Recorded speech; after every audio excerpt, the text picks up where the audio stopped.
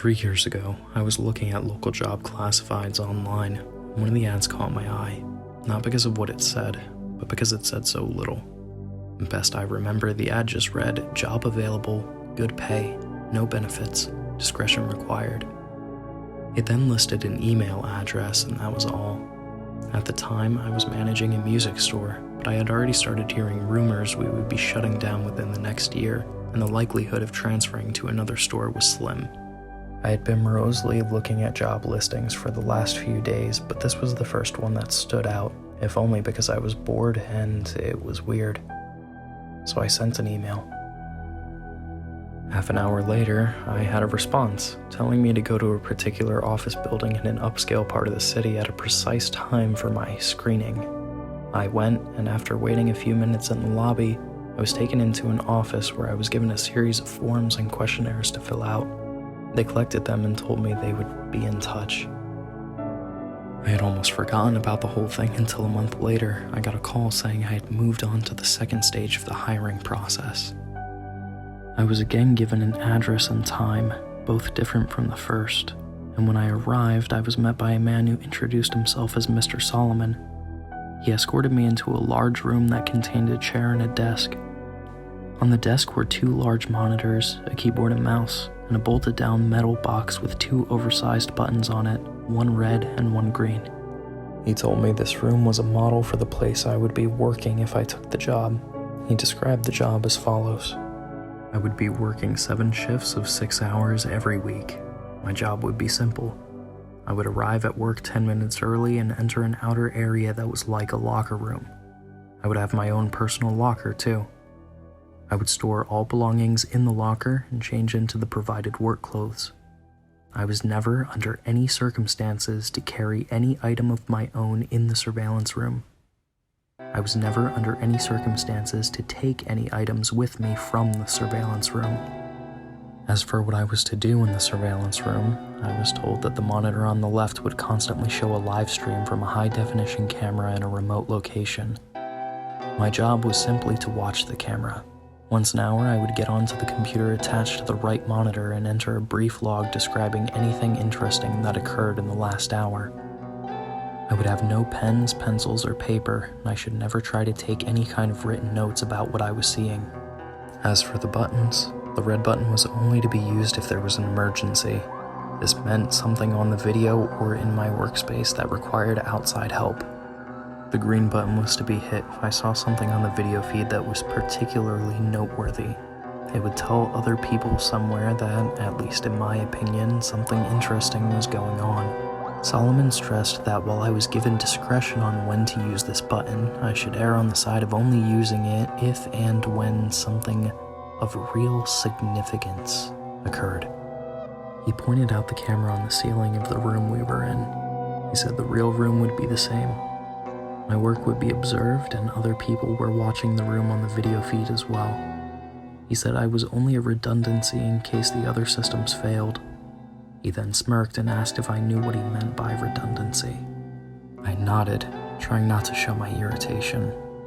I don't talk that good to people, so sometimes they think I'm dumb. That's okay. Let him think that if he pays me good enough. The pay was very good. $35 an hour. Though this kind of worried me. I was already thinking this was some kind of psych experiment or secret government job, which I was okay with, but that kind of money to sit and watch a screen? My mom always told me that if something seems too good to be true, it probably is, and this was seeming too good to be true. I asked if I was going to be doing anything illegal. Solomon laughed and said no. So I asked if anyone was going to get hurt. Again, he shook his head no. He said the reason they were paying so much was because they needed employees that were motivated to be professional and discreet. The work they were doing was important, and for various reasons, it couldn't be discussed. If I took the job, I would have to sign papers promising I would never discuss my work there, or I could be sued or locked up. I'm only breaking that now because of everything that's happened. So I took the job, and because they wanted me to start right away, I had to quit the store with no notice. I felt bad about that, but I was excited about the new job too. It was a lot of money and seemed like easy enough work, if a bit boring. I was nervous that there was something more to it, but I told myself I would just have to see. No point in chickening out and wasting a good chance because I let my imagination go crazy. I was given the location of the job itself, and when I went there, I was amazed that it really was just like the model room I had been shown, with only a few differences. There was a locker room you had to pass through to enter the surveillance room, and there was a small bathroom attached to the real surveillance room also. The real room had a small water cooler in the corner, but because I wasn't allowed to bring anything in with me, I had to eat before or after every shift. The biggest difference, of course, was that the monitors were turned on. The right monitor was just a black and white terminal like you see in movies sometimes. I could type in my log, but no internet to look at or anything like that. The left monitor. It was a video from a room. You would call it a bedroom, I guess, because it had a bed in it, but it had lots of other stuff too. A TV, sofa and chairs, a couple tables, and plenty of empty space in between. The camera must be high up in a corner because I could see pretty much everything except for the far sides of the furniture. At first, I didn't notice any of that stuff. All I saw was her. She looked to be a little older than me and was very pretty. When I first saw her, she was laying on her side on the sofa. That was the part of the room farthest from the camera, but the picture was very clear and I could tell that she was sleeping. I found myself leaning into the monitor so I could see her a little bit better, and then I thought about what I was doing and felt embarrassed. It was like I was spying on her. Peeping Tom, my mom used to call it. I didn't want to be a peeping Tom, but I didn't want to be silly either. I needed to think about it slow. It was a good job. I wasn't doing anything wrong, right? I wasn't hurting anybody. The woman looked fine, and the room was nice. She probably agreed to be there, and it's all some experiment or something. I was just overreacting. So I sat down in the chair and began my work. It didn't take long before I understood more. The woman I took to calling Rachel wasn't there of her own free will. I never saw her hurt, but it was clear that she never left the room except to go into what I think is a bathroom area that my camera couldn't see. Oh, she never left the room on her own.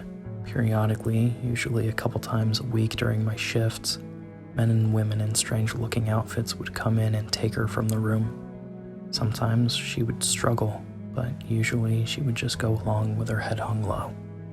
They would always bring her back, though the times when she wasn't brought back during my shifts were always the worst for me.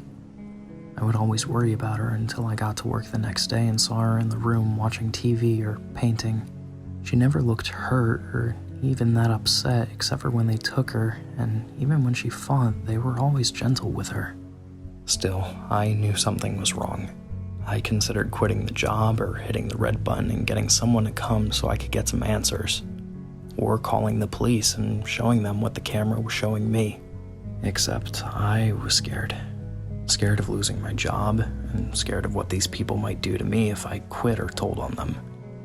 Solomon had told me when I took the job that part of being discreet was not asking questions. I would never be asked to do more than I had already been told, but I could never tell anyone what I did or saw. I could never ask questions about what I was doing or why. So I made excuses. It was all an experiment. She was crazy or sick and they were just trying to help her. She was doing a job just like I was. Or if she was really a prisoner somewhere, at least I was watching to make sure that she was okay. If they ever tried to hurt her, or I saw that she really didn't want to be there for sure, I could get help then. In a way, I told myself I was helping to protect her by watching. I don't expect you to think much of my excuses. I don't think much of them myself, especially now. But in my defense, when things changed, I didn't ignore it or try to explain it away. I knew something had to be done.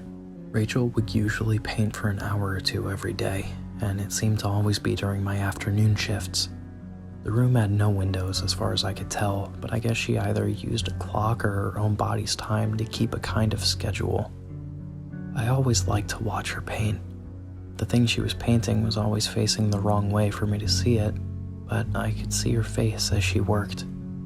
She always looked peaceful and happy when she was painting, and seeing her that way, smiling serenely from time to time as she got something the way she wanted it, always made my day. I first noticed something was wrong when she started painting more frequently a week ago. Her expression was more focused and serious, and there was a tension to her movements that I wasn't used to seeing. At first, I thought she was just really trying to work hard on something, and I wanted to tell her not to worry. Every few weeks, the others would come in and take the old paintings out anyway, bringing in a new stack of canvas. But it was more than her being focused. Something was wrong. She didn't look happy, and she was going for hours at a time. In the span of 3 days, she had finished 4 paintings. I had been growing more and more worried watching her work, and when she finished the 4th, I found myself telling her to just stop and rest for a while. I had grown accustomed to talking to the monitor, talking to her in my own way, but she didn't stop. Instead, she began moving the paintings, arranging them on the back and seat of the long sofa at the far end of the room. This was the first time I had gotten to see any of the paintings. Even when the others were taking them out, they always seemed to be turned away from the camera. I was still worried about her, but I was also happy to finally see something she had worked on. Happy and amazed. They were beautiful. One was a stunning green forest. Another was an old stone well. The third was a house sitting alone on a small island. The last one was an old-fashioned looking movie theater. All of them looked like something out of a dream, with trailing lines of color mixing in the air around them like leaves caught in the wind. It was only when I looked closely that I could realize the lines of color weren't random. They were words. Easy to miss if you weren't looking close, and by themselves they didn't seem to mean much. Just the ghost of a word somewhere in each painting, easy to lose in everything else that was being shown. I leaned into the monitor and squinted, trying to read the words. Then my heart started thudding as I made them out.